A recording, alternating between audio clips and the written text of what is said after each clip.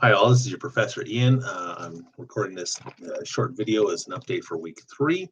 I just want to talk about a couple things, mostly about the 2 journals you did last week and the two stories we looked at last week, and then a little preview of what we're doing this week. So let's start with the journals from last week. I just finished looking through them.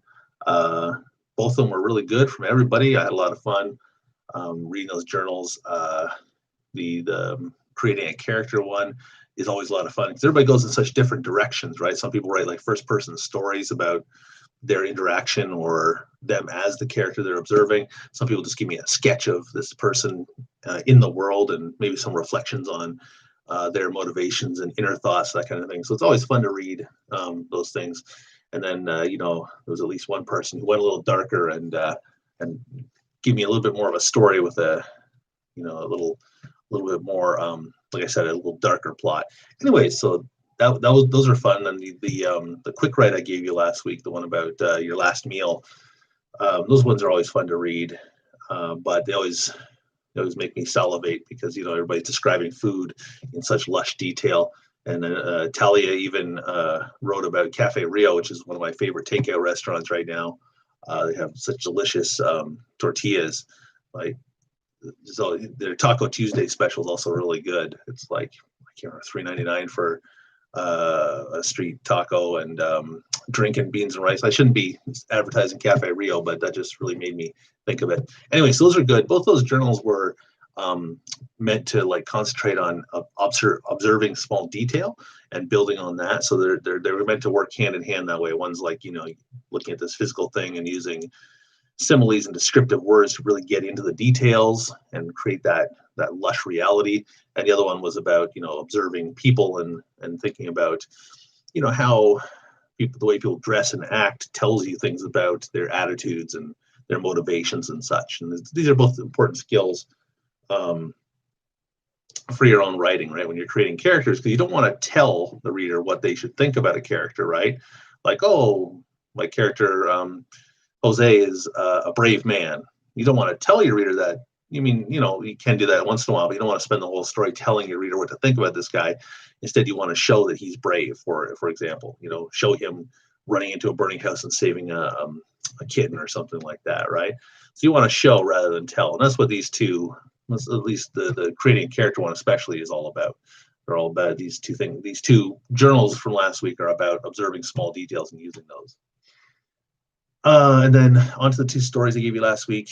I love both these stories, Secret Stream and Lady with a Lamp. There was some great discussion. Secret Stream, people, with the Flipgrid thing, people seem to favor Lady with a Lamp rather than Secret Stream. There was a lot of comments about Secret Stream and the ending of it. People felt disappointed, which I thought was interesting.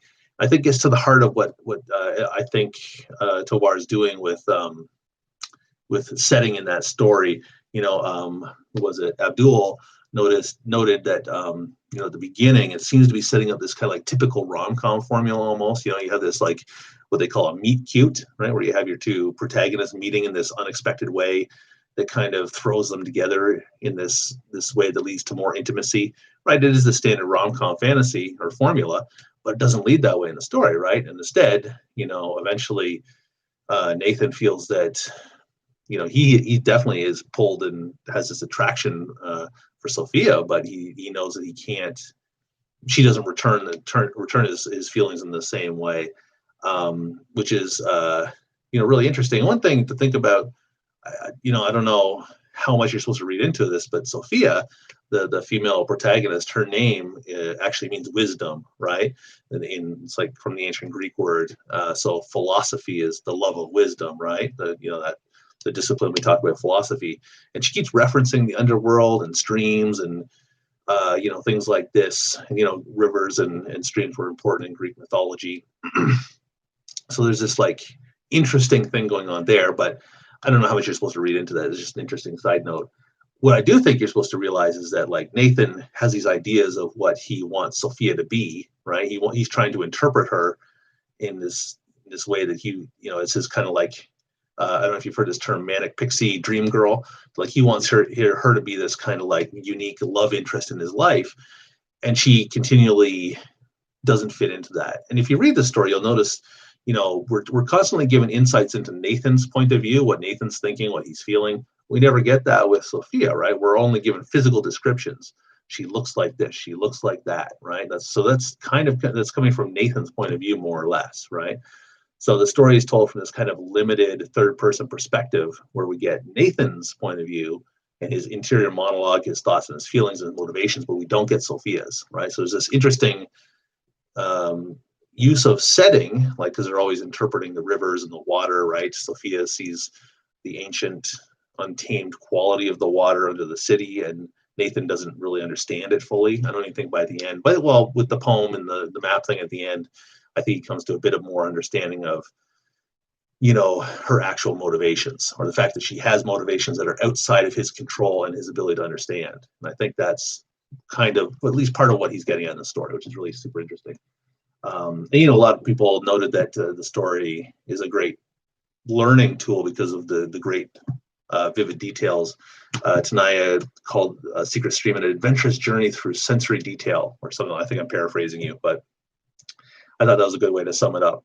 I know Jeff mentioned this too, that it was a great learning tool for us as writers to see all this descriptive, the way he describes setting, especially, and that's true. I think it, to segue, it really to juxtapose it with Lady with the Lamp is really interesting. I think a lot of people like that story. One thing I was surprised, everybody, a lot of people seem to feel that Mona was talking with herself, and I'd never read the story that way. So that was really interesting to see so many people coming to that conclusion. It really adds it makes it for an interesting read. It's like this twist, it's like The Sixth Sense or something, or Fight Club, where you get this this kind of mind trip while you're reading it. And I see how people are reading that. I personally, I don't completely buy it that way, because then, because the narrator talks about Fred, which is the narrator's husband, and even though Mona doesn't respond, there are points where the narrator says, "Oh, don't get up," and if that's how you feel.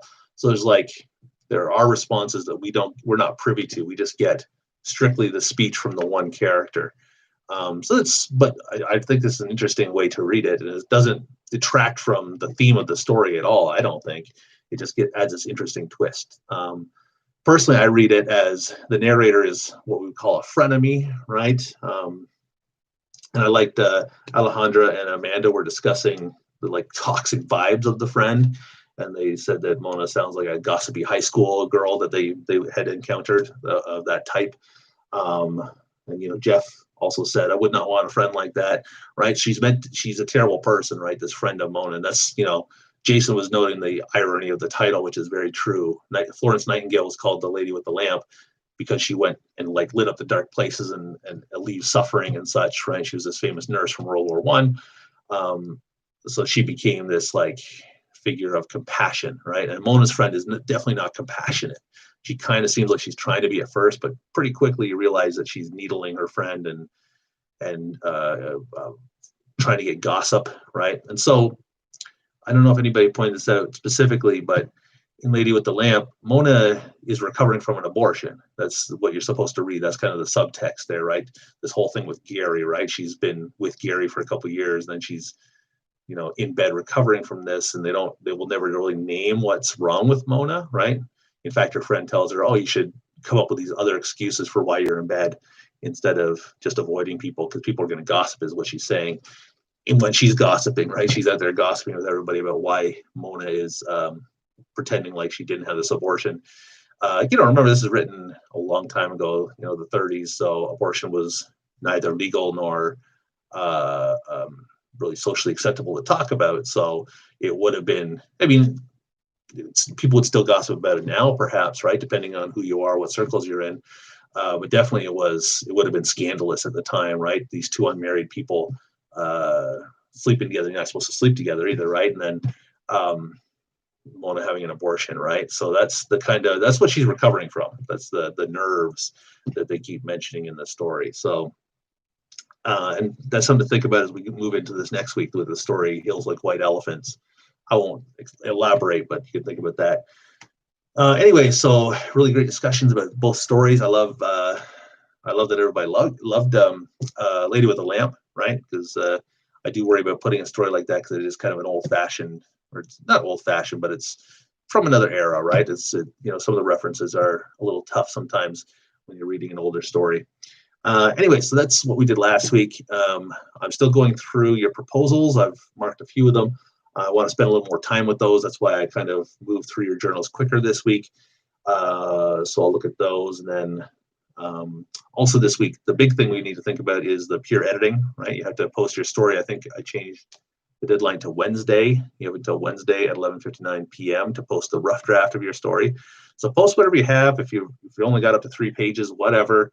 Remember, your short story is supposed to be like 5 to 10 pages, but there could be dialogue to break that up. It's not like dense 5 pages, right? It's a story, so the formatting will look a little different. But anyways, post whatever you have by Wednesday to get some feedback. I gave you until Friday, I think. I have to double check the deadlines to give each other feedback on those stories. So remember, you need to post by Wednesday, and then you need to read through 2 of your peers' papers and give feedback by Friday.